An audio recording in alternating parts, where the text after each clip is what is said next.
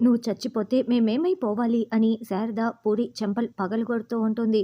ఏంటి పూరి మమ్మల్ని వదిలేసి వెళ్ళిపోతావా? చచ్చిపోతావా? ఆ ఆలోచన ఎలా వచ్చింది? అని గగన్ నిలదీస్తూ ఉంటే, అన్నయ్య నాకు పెళ్లి చేసుకునే అదృష్టం లేదన్నయ్య. నేను బ్రతికి ఏం లాభం అన్నయ్య. అందుకే చచ్చిపోతాను అని పూరి ఏడుస్తూ ఉంటే, ఏంటి పూరి నేను ఒక్కదాన్నే రోడ్డు మీదకి వచ్చిన రోజున నేను కూడా ఇలాగే ఆలోచించి ఉంటే ఈరోజు మీరు ఇంతటి వాళ్ళు అయి ఉండేవాళ్ళ?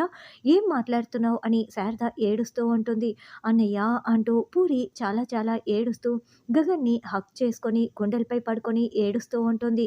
చూసావా నా గుండె చప్పుడు వింటున్నావా? ఈ గుండె నీకోసమే కొట్టుకుంటుంది పూరి. ఈ చేతులతో నేను నిన్ను పెంచి పెద్ద చేశాను. అలాంటిది ఈ చేతులతోనే నిన్ను కాటికి సాగనంపాలా? చూడు దయచేసి నా గుండె ఆగిపోయే పరిస్థితి తీసుకురాకు. ఇంకోసారి ఇలాంటి దుస్సాహసం చేశావంటే నేను కూడా ప్రాణాలతో ఉండను అని గగన్ చెప్తుంటే, సారీ అన్నయ్య ఇంకోసారి ఇలాంటి పని చేయనన్నయ్య అని పూరి ఏడుస్తూ ఉంటుంది.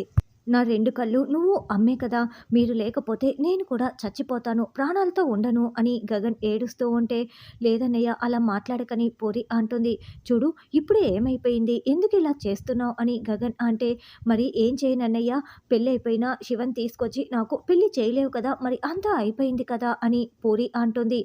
ఈ శివ తప్పిస్తే వేరే ఎవరు వీళ్ళకి దిక్కు లేరు కదా! అందుకే ఈ పెళ్లి జరిపిస్తున్నారు అని అపూర్వ మాట్లాడిన మాటల్ని గగన్ గుర్తు చేసుకుంటూ, చూడు నెల తిరగకుండానే ఆ శివ కంటే అందమైన వాడిని ఆస్తి అంతస్తులో అన్ని విధాలా మెరుగైన వాడిని తీసుకొచ్చి నేను నీకు పెళ్లి చేస్తాను. భూమి మనకు ద్రోహం చేసి ఉండొచ్చు. కానీ నేను మాత్రం నీ పెళ్లి చేస్తాను పూరి అని గగన్ చెప్తుంటే, భూమికి సహాయం చేయటం మాత్రమే తెలుసు. ద్రోహం చేయటం అస్సలు తెలీదని శారద అంటుంది. లేదు ఇప్పుడు భూమి ద్రోహం చేయటం కళ్ళారా చూశాం కదమ్మా! తను ఆ ఇంటి రక్తమే నాకు ద్రోహం చేసింది. భూమి కరెక్టే చేసింది. కానీ మనకు న్యాయం చేయలేదు. ఆ ఇంటికి న్యాయం చేసింది. ఎందుకంటే తను ఆ ఇంటి మనిషి కాబట్టి. అందుకే ఆ బంధాన్ని తెంచుకొని ఇంటికి వచ్చేశాను అని గగన్ కోపంగా చెప్తూ ఉంటే, ఏం మాట్లాడుతున్నావురా? భూమితో తాళి తెంచుకోవటం ఏంటి? బంధం తెంచుకోవటం ఏంటి? అని శారద నిలదీస్తూ ఉంటుంది. అవునమ్మా తేనె పూసిన కత్తి లాంటిది. అటువంటి వాళ్ళని దూరంగానే పెట్టాలి. నమ్మక ద్రోహం చేసింది. నేను తనతో ఎప్పటికీ కలిసి ఉండను అని గగన్ అంటే, మీరు ప్రేమించి పెళ్లి చేసుకున్నారు కదా అని శారద అంటుంది. కానీ తను నమ్మక ద్రోహం చేసింది, మోసం చేసిందని తెలుస్తూ ఉంది కదా! కాబట్టి తను నాకు అవసరం లేదు. ఆ తాళి కేవలం ఒక పసుపు తాడు మాత్రమే. దానికి విలువ లేదు అని గగన్ చెప్తాడు. మనసు విరిగాక తాడు తెంపాల్సిన అవసరం లేదమ్మా. అది బ్రతికున్నా చచ్చిపోయినట్లే అని గగన్ చెప్తుంటే శారద చాలా ఏడుస్తూ ఉంటుంది. అమ్మా తనని నా మనసులో నుంచి తీసి పారేశాను. ఇక మీదట నువ్వు కూడా గుర్తుపెట్టుకో. తను నీ కోడలు కాదు. పురి తను మోసం చేసిందన్న ఆలోచనని తీసేసేయ్. నేను నీకున్నాను. తన ధ్యాస పక్కన పెట్టేసేయ్. నేను నిన్ను చూసుకుంటానని గగన్ అభయమిస్తూ ఉంటాడు. రే గగన్ అది కాదురా అని శారద చెప్తూ ఉంటే, అమ్మ ఇక మీదట ఆ విషయాలేమీ మాట్లాడద్దు. ఇప్పుడు మన ముందున్నది నా చెల్లి పెళ్ళి మాత్రమే. తన ధ్యాసే ఎత్తద్దు. పూరి నువ్వు కూడా రా వెళ్దాం అని పూరి చేయి పట్టుకొని గగన్ గది బయటికి వస్తాడు.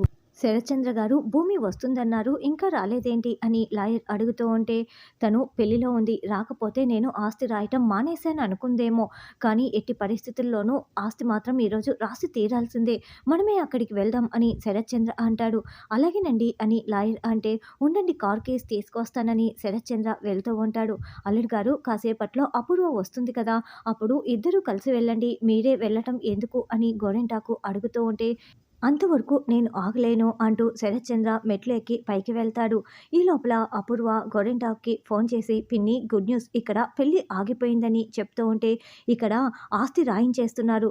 శరత్చంద్ర లాయర్ని తీసుకొని అక్కడికే వస్తున్నారు అని గోరింటాకు చెప్పటంతో, పిన్ని ఏదో ఒకటి చేసి ఆపేసేయ్. ఆయన కింద పడేలా చెయ్యి అని అపూర్వ చెప్తుంది.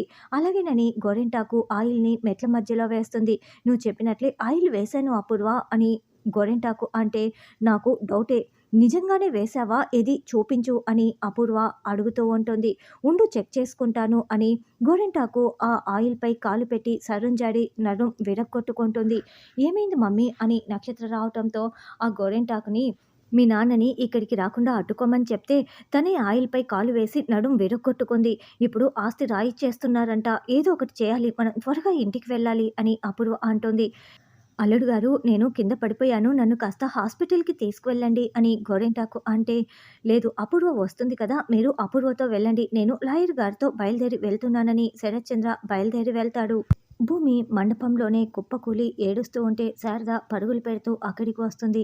అమ్మ భూమి ఏంటమ్మా ఇక్కడే ఇలా ఏడుస్తూ కూర్చున్నావు అని శారద అడుగుతూ ఉంటే, ఏంటి అత్తయ్య ఇందాక నన్ను తిట్టటం మర్చిపోయారు, ఇప్పుడు తిట్టటానికి వచ్చారా? తిట్టండి అత్తయ్య, నేను ద్రోహం చేశాను కదా, నేను మంచిదాన్ని కాదు, నేను అందరి గొంతులు కోసేదాన్ని కదా అని భూమి ఏడుస్తూ ఉంటుంది.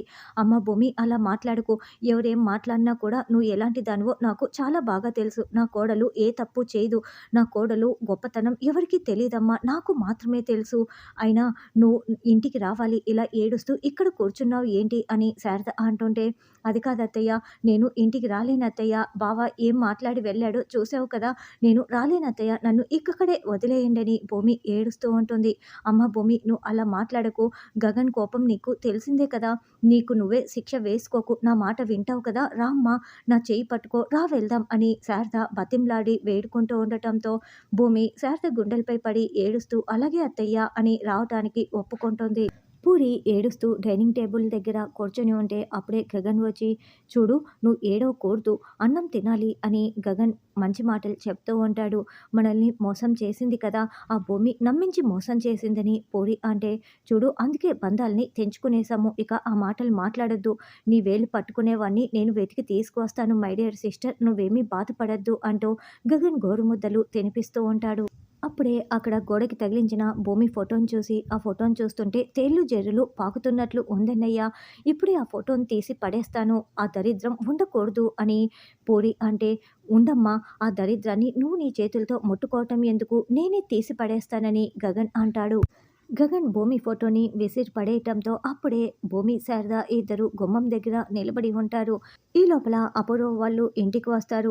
వదిన వీళ్ళకి హారతి ఇవ్వాలి కదా అని మీరా అంటే, అపూర్వ ఏమీ ఆలోచించకుండా ఎక్కడ బావెక్కడా అని గోరింటాకు దగ్గరికి వెళ్తుంది. నేను ఎంత చెప్పినా వినకుండా ఎప్పుడో వెళ్ళిపోయాడని గోరింటాకు చెప్తుంది. సరే నేనే మీకు హారతి ఇస్తానని మీరా బిందు శివకి హారతి ఇవ్వటానికి లోపలికి వస్తుంది. మమ్మీ ఏదో ఒకటి చేసి ఆస్తి భూమి పేరు మీదకి వెళ్లకుండా చేయి మమ్మీ, లేకుంటే మనం చిప్ప పట్టుకోవాల్సి వస్తుందని నక్షత్ర కంగారు పెడుతూ ఉంటుంది.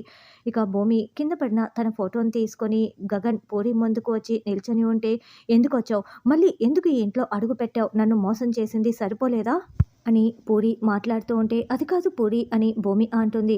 నన్ను ఆ పేరు పెట్టి పిలవకు, శివ బిందు మెల్లో తాళి కట్టిన మరుక్షణమే నువ్వు మా జీవితాల్లో లేవు అని పూరి అంటే, ఏ ఏం మాట్లాడుతున్నావు, ఇలాగేనా మీ వదినతో మాట్లాడేది, చిన్న పెద్ద లేదా అని శారద అంటే, అమ్మ తనకి నువ్వు సపోర్ట్ చేయకు అని గగన్ అరుస్తూ ఉంటాడు. నేను నీ పెళ్లి చేయటం కోసం ఎంత తాపత్రయపడ్డానో నీకు తెలీదా పూరి అని భూమి అంటుంది. అయితే నా పెళ్లి చేయాలి కదా, అందరి ముందు నా శ్రేయస్సు కోరుకునే దానివే అయితే ఇలా ఎందుకు చేస్తావు, ఎంత నమ్మాను నిన్ను, అమ్మ తర్వాత అమ్మవి నువ్వే అనుకున్నావే, ఆ విశ్వాసం కూడా నువ్వు చూపించలేవా, అప్పటికి నేను అడుగుతూనే ఉన్నాను, నన్ను శివ పెళ్లి చేసుకుంటాడా చేసుకుంటాడా అని, చేసుకుంటాడని నాతో ఎందుకు ఆశలు పుట్టించావు, నన్ను ఎందుకు ఇలా చంపుతున్నావు, నేనేం పాపం చేశాను, నేను ఒకసారి చావుపోతే బ్రతికించింది పీటల మీద పెళ్లి ఆపి అవమానించటానికేనా, అదెంత నాటకమేనా అన్నయ్య, తను ఇక్కడ ఉంటే నేనేం చేసుకుంటానో నాకే తెలీదు, 2 నిమిషాల్లో తనా నేనా తేలిపోవాలన్నయ్య అని చెప్పి పూరి లోపలికి వెళ్తుంది. ఏం చెప్పావు గగన్, ఇన్ని రోజులు ఇంత ప్రేమించి ఇప్పుడు ఇలా మాట్లాడుతోందని శారద అడుగుతూ ఉంటే, తను కరెక్ట్గానే మాట్లాడింది కదమ్మా, ఈ ఇంటి మనిషి అనుకున్నప్పుడు ఈ ఇంటి గౌరవాన్ని కాపాడే బాధ్యత కూడా తనకు ఉండాలి, కానీ ఆ బాధ్యత లేని వాళ్ళకి ఈ ఇంట్లో ఉండే అర్హత కూడా లేదు, ఇంకా ఏంటి అలా చూస్తున్నావు, ఈ ఇంటి నుంచి శాశ్వతంగా వెళ్ళిపో అని గగన్ చెప్తూ ఉంటే శారద టెన్షన్ పడుతూ ఉంటుంది.